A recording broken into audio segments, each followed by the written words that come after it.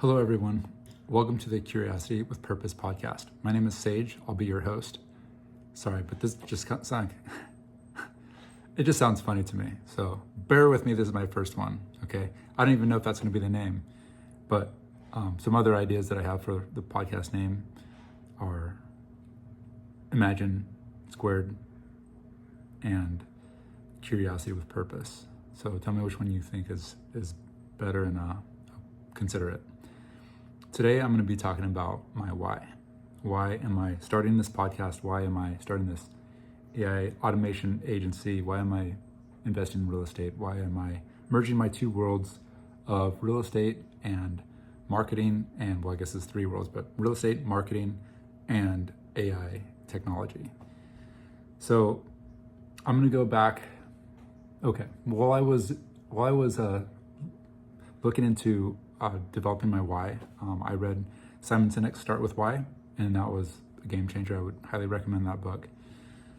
And then I also looked into Dean Graziosi's. He goes 7 levels deep on finding your why. So you basically ask your why 7 times. So I did that, and I felt like I got to a pretty solid why on my 3rd time. I listened to his why, and he gets emotional, and I felt like, well, if I'm not getting emotional to find my why, then there's probably something missing. And one thing that he said that really stood out to me was that his why had to do with having control.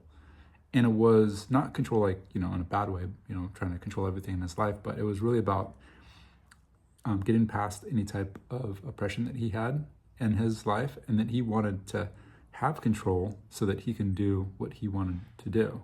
And essentially what I heard him say, in my words, is to live out his purpose. So having more control so that he could live out what he thought his purpose was, and that he wanted to provide that same control for his children, which I thought was a very noble act. And that is now what he encourages people to do, is among many other things, but to find their why, to go 7 levels deep. And what's magic about 7? I'm not totally sure, but it probably is like getting deeper and deeper and deeper into your why. The 7th time is probably, somewhat of like the magic number. Maybe -3, I don't know. Maybe I'll continue to keep finding a deeper why. But essentially, when he talked about control, I really applied that to myself too. And I was like, you know what? That really resonates with me as well, because I can think of times in my life when I didn't have control, and just how frustrating that was. Like, I'll give you an example. Like, when I was a kid, I mean, who doesn't have a dad who's very, I'm super lucky that I had a dad in my life, right? And he was very strict, and he had a lot of expectations of me, which I'm, glad now. But as a 16, 17-year-old high school kid who played football and, had a lot of ideas of his own, having that control from my dad and those inputs from him and what he wanted from me didn't always jive with what I wanted to do. And looking back on it, it's kind of funny now, but I felt like I was oppressed back in the day. Okay, now I can joke with my dad about that now. Being a dad, of an 18-year-old, a 16-year-old, and a 7-year-old, I might be that oppressive force on them now. I try not to be. I try to remember how it felt at that age, and I try to encourage my kids and not be oppressive to them, but really have my input on them, but encourage them to be who they are. But anyway, I asked myself, okay, so that control is something that would be part of my why. Like, why do I want to do anything that is really hard or really uncomfortable in my life? Like, applying that why to what my underlying purpose is. And that why for me and having control really resonated with me. But then I asked, okay, well, what if I could go into why I want control? And when I did that, then it actually opened up a whole nother thing for me. And I started thinking about other situations in my life. And what I found is, when I asked, why do I want control? I thought of a few things that happened. I'm going to tell you a story about one of them. That was one of the more profound stories of my life that resonates with me, or that changed my life, I would say. And that going back to that why though, why do I want control? Really what it comes down to, I believe, is I want to have control so that I could live out my purpose in the way that I feel that I was built and called to be. Essentially, I believe that everybody on this earth has a unique voice, a unique purpose, and a unique art to give to the world. And the world would be missing something incredibly profound if that person, every single unique person, wasn't able to give their unique voice and their unique art to the world. And so my why is very related to that I want to encourage people to find their unique voice and their unique art and do everything in their power to create a life that allows them to express that and to serve other people with that art. And when I say art, I'm not talking about creative writing or illustrations or art as people might think of art, or like, making like paintings, and that could very well be your art.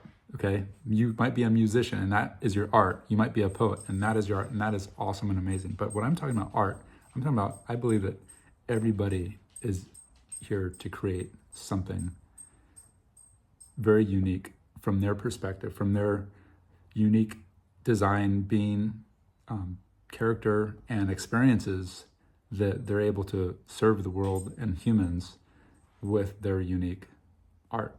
And that could be whatever it is. You could be a financial analyst, and that could be the art that you give to the world to change the world and make the humans better by analyzing their finances.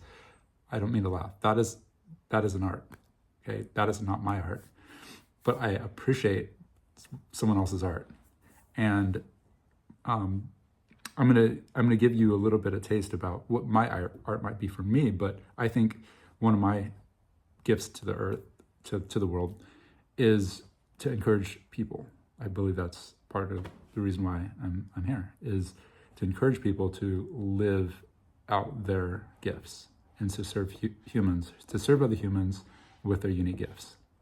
So I'm gonna tell a story about something that happened to me that helped me realize this. Okay, it was back in 2012. I was a firefighter on Engine 7 for the San Jose Fire Department, and we get a call for a rescue response. And that's going to be, back in that time, it was an engine and a truck company and a battalion chief to handle a rescue. And that's a rescue response is a vehicle accident that's so bad where people are trapped inside. That's a rescue. So we get a call. There's a minivan hit a guardrail, and there's a father and a son in this minivan who were trapped. So we get on scene, and it is a pretty horrific scene. The minivan was upside down, and it had hit a guardrail. The guardrail had come through the minivan, and it had hurt the kid. His name, I'm going to give a name that wasn't real to protect the people in this story, but the child's name, he was 3 years old, and his name was Billy. And the father, we'll call him Michael, and he was obviously the driver. Well, Michael had fallen asleep and hit the guardrail, and the guardrail had come through the minivan, caused the minivan to flip, and Michael is in the front seat, and he's, I go in there, and we have someone helping extricate Billy from the back, and he's in bad shape. I'm not going to give you all the details here, but he's in bad shape, and Michael is in bad shape as well. But Michael's trying desperately to get to his son, and I'm in charge of basically helping. I'm on the inside. I climb through the debris, all the broken glass, and other things, sheared metal, and I'm helping to talk to Michael and just help him relax. And here's the thing that the part that really connects with me here is I was in this situation. I had two sons at this time, and one of them was a 3-year-old son. Sawyer is my 3-year-old at this time. He's now 16, but Billy was 3 years old. Michael was the father of Billy, and I could connect with the situation. Michael was doing everything he could to get to his son Billy in the back, And that included, there was his leg, he was trapped. He would have been back there, I'm sure, but he couldn't get to his son because his leg was trapped. It was trapped by some crushed metal. And, he got to the point where he was so desperate, he was willing to try anything to get to his son, including, he had a sharp piece of metal and he was trying to remove part of his leg to get to his son. And so I gently took the piece of metal from him and I reassured him and I said, hey, we're helping your son. We're doing everything we can. We need to get you out of the vehicle. And he gave me the piece of metal, and then we extricated him from the vehicle. And during this time, all this chaos, and this traumatic, crazy event, I looked around, and instead of being, distraught or stressed or whatever else you might, overcome with fear or emotion, I just felt this incredible sense of calm and peace, which was kind of odd to me. But I also felt this understanding of, like, I'm here, I get to do this. This was my opportunity.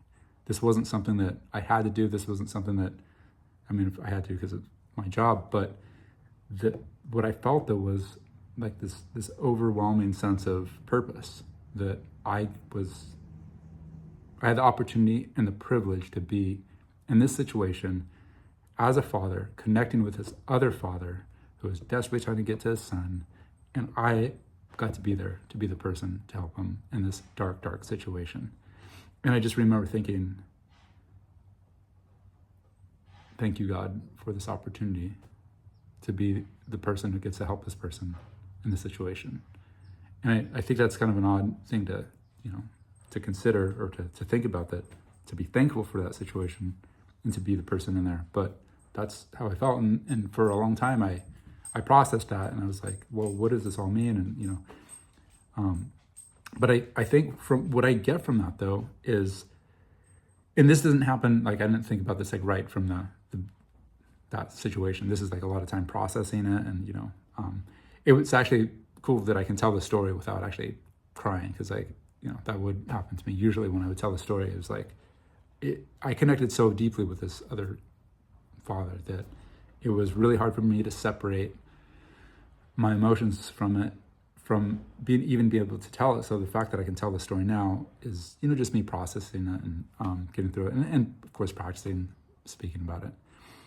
But this event impacted me so much that and it followed me for so long that I had to process it, and in the processing of it, I really felt like this is something that came out of it, and that is that the realization, the revelation that I got to be in that unique situation to help that person out in their time of need.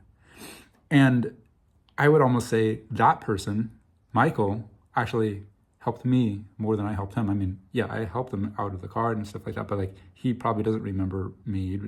I don't have probably a large impact on him emotionally. I'm sure that whole situation emotionally was impactful for him, but me helping him probably wasn't the most impactful to him. But his impact on me though, and Billy's impact on me is profound. And that impact though, that ability for me to help him in that situation, and then him to help me in that situation, years later, essentially what I realized from that is that we are all uniquely gifted, and we all have a purpose, and we all matter in a situation if we're willing to look for those situations and step into them and use our gifts, use whatever it is that we have in that moment to help somebody else in need. And it was my privilege and honor to be able to help that father and his son in that time in their need. And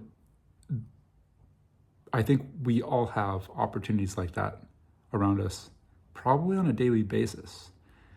And there's been many other opportunities for me to step into that role of helping somebody else, and to also be helped by someone and ask for help. And I really encourage people to look for those opportunities where your unique skills and your unique ability and your unique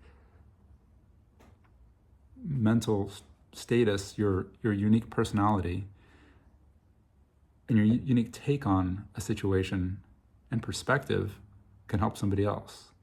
And it doesn't always have to be some traumatic vehicle accident. I mean, that one stood out to me, and I think there's a reason, it stands out, because that was a traumatic experience for myself. But there's so many opportunities for us to serve people right around us today. So my encouragement to everyone today, and I'm going to listen to this myself, is look around you, find someone today, and just look to see where you can help somebody else out, where you can be that person. Maybe it's just listening to someone's story. Maybe it is a grand gesture. Maybe it's an opportunity to apologize to somebody about something that has been lingering for a long time. Or maybe it's an opportunity to forgive somebody that may have hurt you and you're carrying resentment. Those are bigger things, right? But find something today that you can serve somebody else with your unique perspective, character, gift to this world. What is the art that you have inside you, and use that to help somebody today. And then look on a daily basis, look for opportunities, because there are plentiful opportunities out there to help people out there.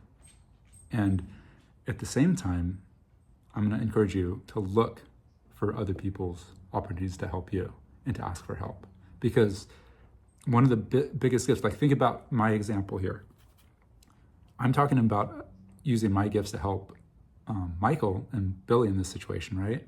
But actually, I think they actually helped me more than I helped them. And I think there's this idea of reciprocity where we all need something from somebody else. And sometimes you're the person to ask for help, and sometimes you're the person to offer the help. And both are absolutely needed. So just by asking for help from somebody else could be an opportunity for that person to give. And that could be amazing for them, because we all need and want to help each other out. So that's another opportunity as well. Look for opportunities to ask for help, not just to provide help, but let's look for both. And I'm going to apply that to myself as well. And then I want to hear back. I would like this conversation to continue, but tell me in the comments how you helped somebody today. And then also tell me in the comments how you asked for help from somebody today. And if it's not today, then whatever day that is. But let's continue this conversation. And I want to start this conversation and keep this going about how we use our unique gifts to help each other, and how someone else used their unique gifts to help us. Or a story that you hear about somebody else. Let's just keep this conversation going to encourage each other, and to share stories and inspire each other, and to help each other out. So that's what I have to say about that today. Thank you for your time, and this is the first of many podcasts, hopefully. So put any comments below, and I hope you enjoy it, and I'm going to continue to have these conversations. All right. See you on the flip side, you rascals. I love you.